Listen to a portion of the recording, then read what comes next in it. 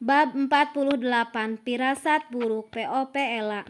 Mbak, Mbak, teriak Laras histeris. Apalagi yang terjadi? Anak itu suka sekali buat rusuh. Seingatku saat aku mau menikah tidak seheboh Laras. Adikku ini masalah kecil saja suka dibesar-besarkan. Mah, Aunti nangis, bisik Jahwa yang tiba-tiba menghampiriku dari arah kamar Laras. Kenapa lagi? Tanyaku dengan oktav suara yang tinggi. Hus, jangan kenceng-kenceng mah, nanti eyang tahu. Tambah heboh, lirih Jahwa. Maaf, emang kenapa sih mama lagi sibuk nih? Ujarku berbisik tepat di kuping Zahwa. Gak tahu mah, tadi awak lewat kamarnya terus Aunti suruh manggilin mama. Ya udah, ayo kita semperin. Sebelum angin puting beliung menerpa rumah ini karena teriakan Laras. Ayo mah, Naila nanti saya bantu lagi. Baik mbak. Aku berjalan menuju kamar Laras. Namun sesekali melirik ke belakang. Tak sengaja menangkap ekspresi Naila yang tengah berseri-seri. Saat tahu aku memandanginya, dia kembali menunduk. Aneh.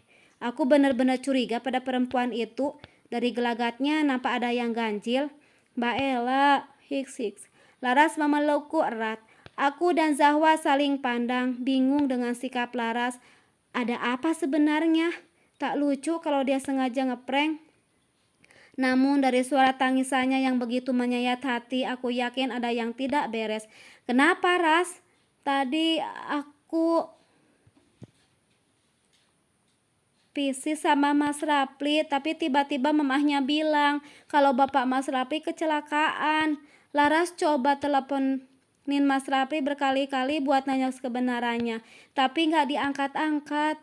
Innalillahi. Responku dan Zahwa sok. Gimana dong mbak, aku gak mau gagal kawin. Hiks.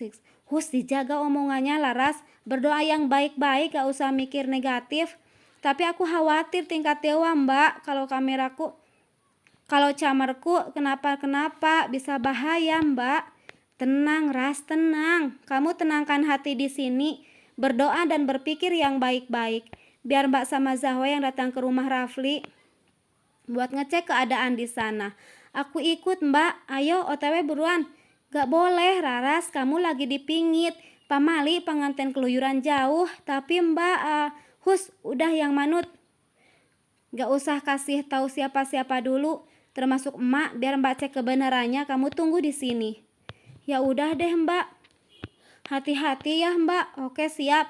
Yang tenang Ras, semua akan baik-baik saja jika kita memohon pertolongan sama Gusti Allah.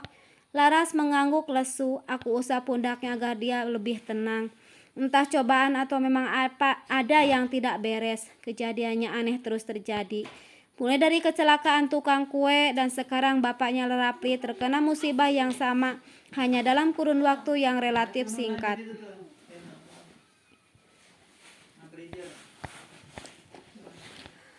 Aku dan Zahwa langsung menuju rumah Rapli. Jaraknya cukup jauh. Tempat tinggalnya ada di ibu kota provinsi Jawa Timur. Berjarak sekitar 3 jam dari kampungku. Mah, curiga gak sama tukang kue yang ketemu di jalan itu? Tanya Zahwa di tengah perjalanan. Maksud awak? Mbak Naila? Yes, awak kayak menangkap aura-aura buruk dari dia. Hahaha, kamu udah belajar ilmu paranormal nak. Jadi inget kejadian 2 tahun lalu pas kamu kesurupan. Terus Fauzi jadi paranormalnya. Hahaha.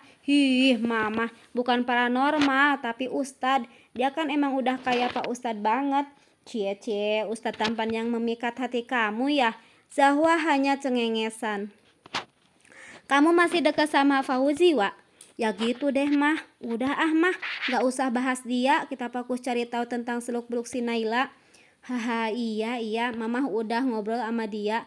Kayak gak ada yang mencurigakan sih. Cuman pas dia bilang kakaknya gila karena dijahatin orang, Mama tiba-tiba keingetan dia. Mencurigakan. Sekian menit kemudian suasana mobil hening. Aku dan Zahwa nampaknya sedang memikirkan hal yang sama.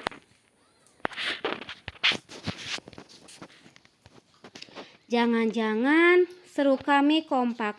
Mamah berpikir hal yang sama kayak Zahwa. Kayaknya, awak juga curiga Naila itu masih ada hubungannya sama nenek Gayung. Aku mengangguk setuju. Kami mempunyai pemikiran yang sama, namun tak mau meneruskan pembicaraan sebelum menemukan bukti yang valid.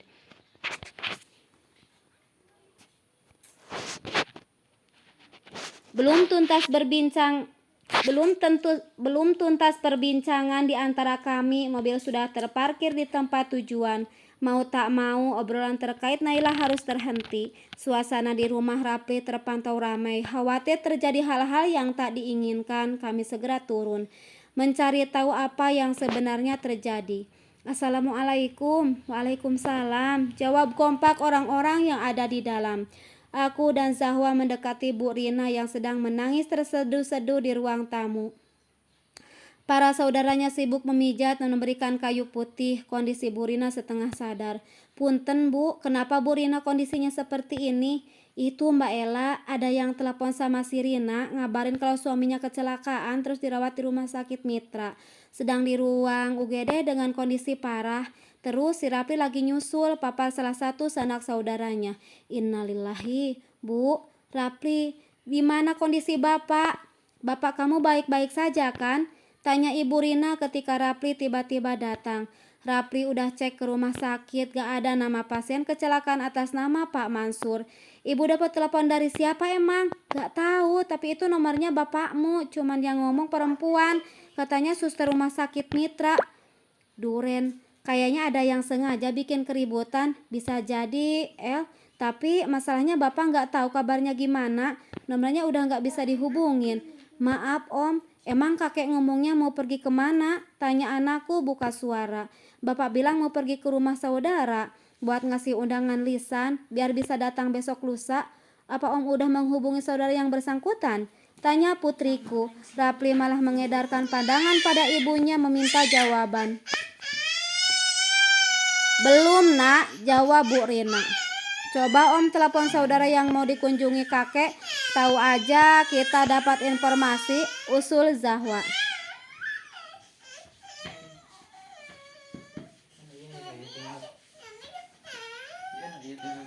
Anakku memang cerdas. Di saat kegaduhan melanda, dia bisa berpikir jernih. Padahal seisi ruangan sudah panik. Itulah pentingnya bersikap tenang dalam kondisi apapun.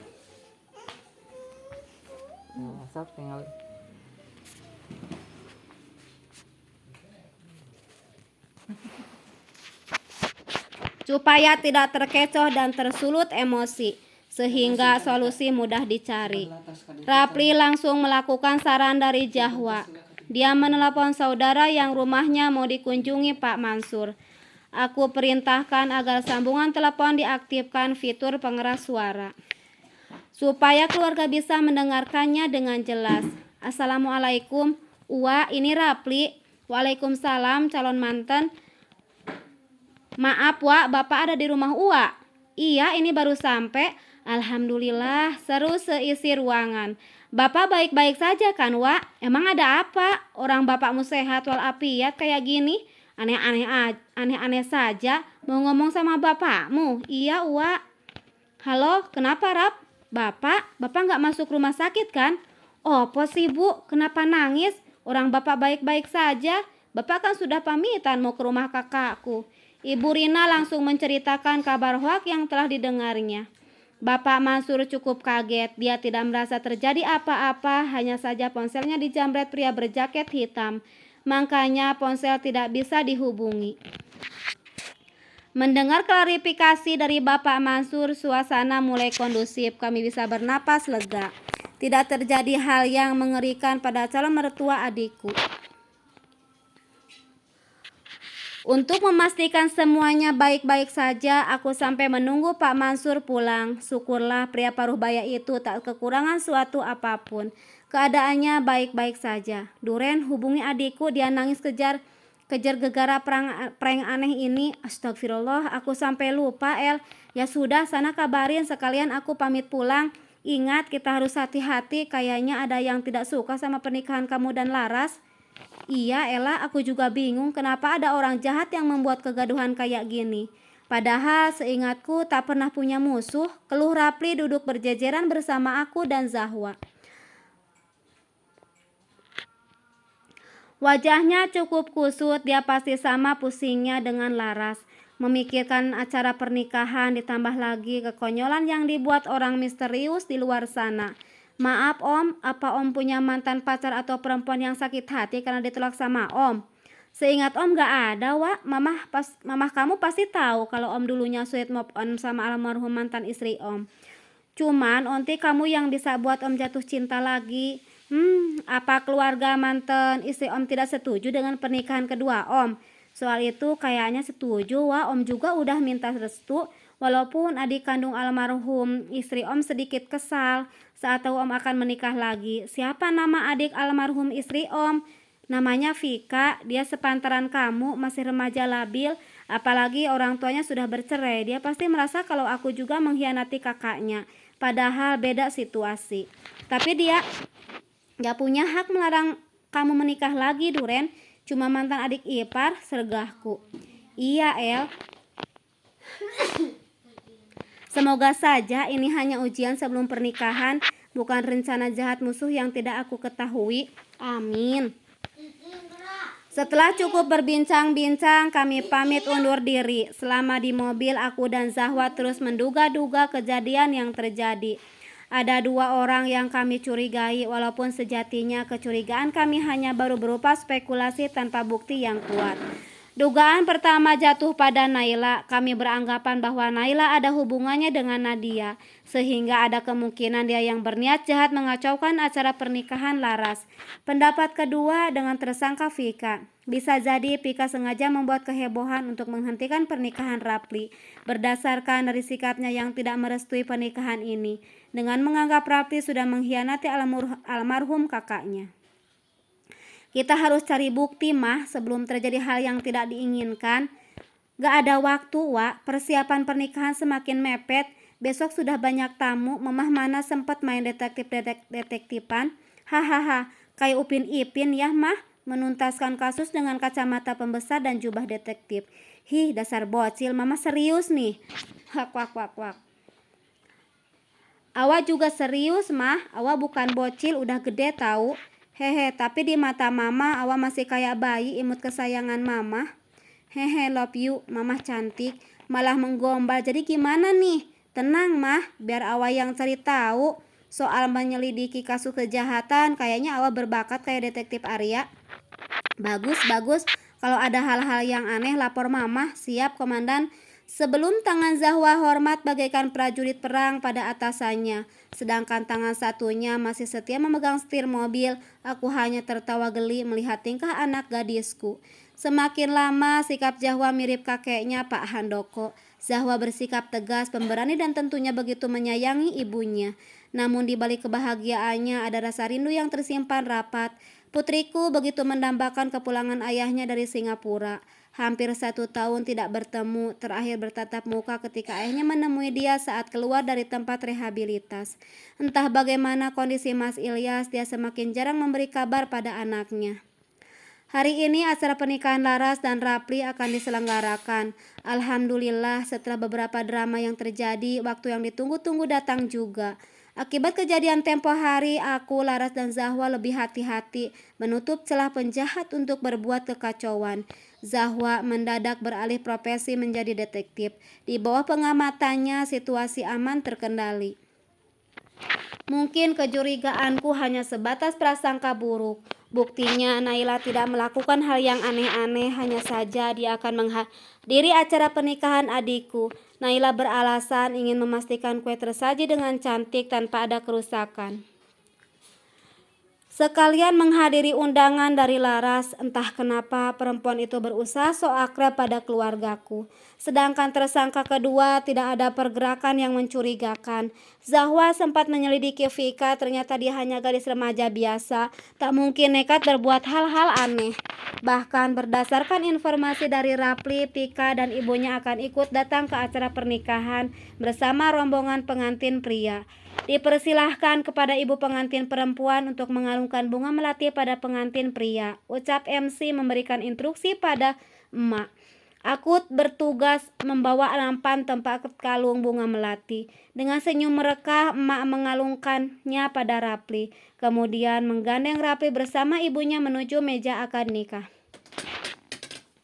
Rapli nampak tampan dengan balutan jas putih senada dengan pakaian pengantin adikku. Wajahnya berseri-seri, parasnya begitu mempesona, kumis tipis, kulit sawo matang dengan hidung mancung bagaikan orang Arab. Tubuh yang atletis membuatnya nampak 10 tahun lebih muda. Ella, aku deg-degan, bisik Rapli yang sudah siap di meja akad nikah. Aku sengaja masih berdiri di samping Rapli untuk mempersilahkan para saksi dan penghulu duduk di tempatnya. Selendang putih sudah siap untuk aku sematkan pada dua insan yang akan mengucap janji suci. Santuy Duren, udah kedua kali masih gugup aja.